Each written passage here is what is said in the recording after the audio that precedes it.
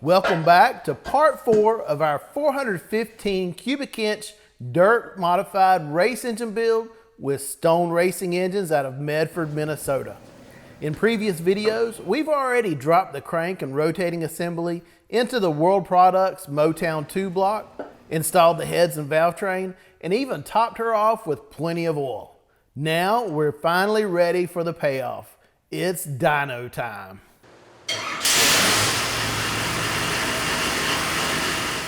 Now, if I haven't mentioned it already, Jamie Stoen is one of the most efficient engine builders I've ever been around. Of course, I guess you'd have to be if you're going to keep up with all the racers demanding his engines out of his 3-man engine shop. Anyhow, since we've last seen him, Jamie has gotten our 415 cubic inch A Mod engine all hooked up in his super sanitary dyno cell and even finished the break-in process. This engine is built to the United States Modified Touring Series rulebook specs, so we'll be burning gasoline and not alcohol. It is 116 octane to be exact, which is necessary to keep the engine from detonating with its extreme 14:1 compression ratio.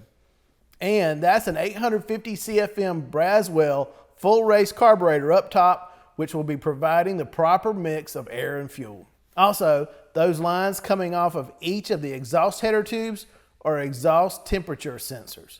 Now, most engine builders don't invest into the capability to monitor individual cylinder performance in real time, but Jamie says he believes it's critical to be able to create the best race engines possible. Anyway, let's get this thing fired up and make some pulls.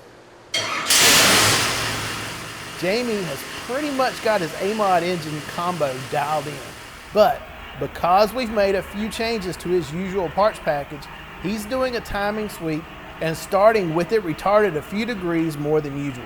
For this pull, we've got it set at 30 degrees before top dead center with it fully advanced. So let's see what she's got.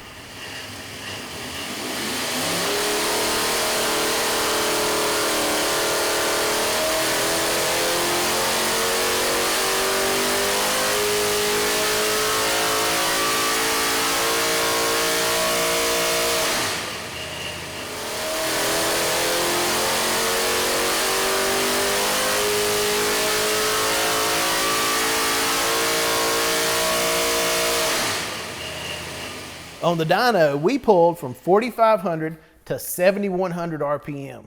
Now on the racetrack, this engine will see as much as 8,400 RPM.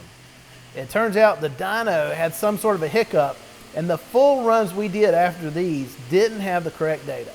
But here you can see both the horsepower and the torque peaks, and we'll do a full 8,400 RPM run at the end of this dyno so you can revel in that glorious sound. Anyhow, at 30 degrees timing, this engine made peaks of 575 pound-feet of torque at 4,700 RPM and 596.2 horsepower at 6,200. Now that's good, but Jamie knows this engine has more. So we'll just make a quick timing change to 34 degrees before top dead center and let it rip again.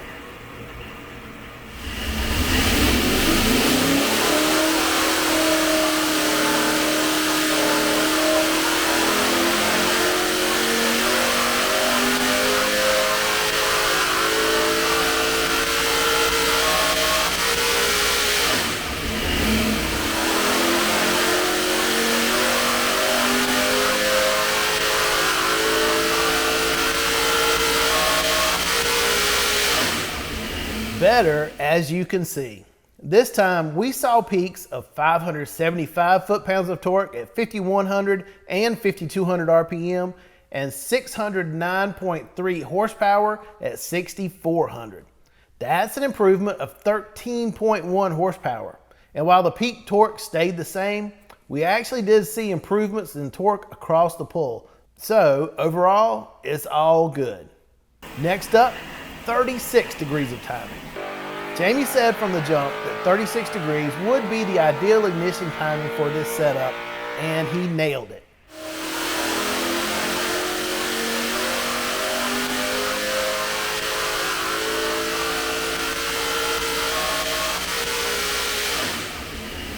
Peak torque ticked up a hair by 2 to 577 pound-feet, and peak horsepower also moved up slightly to 610.1.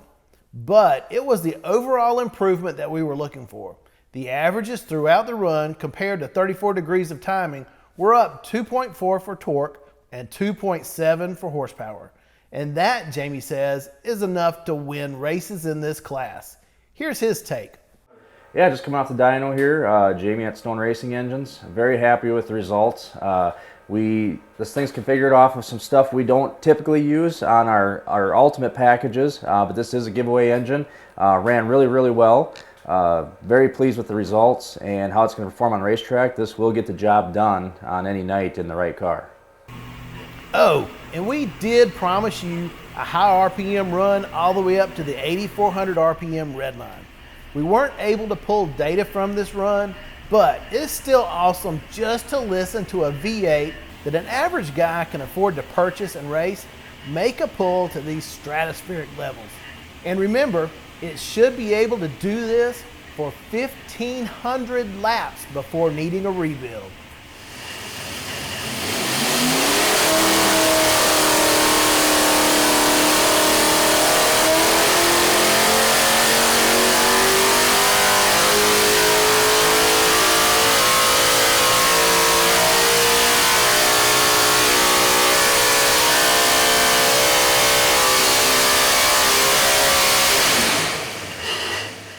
Nice, huh?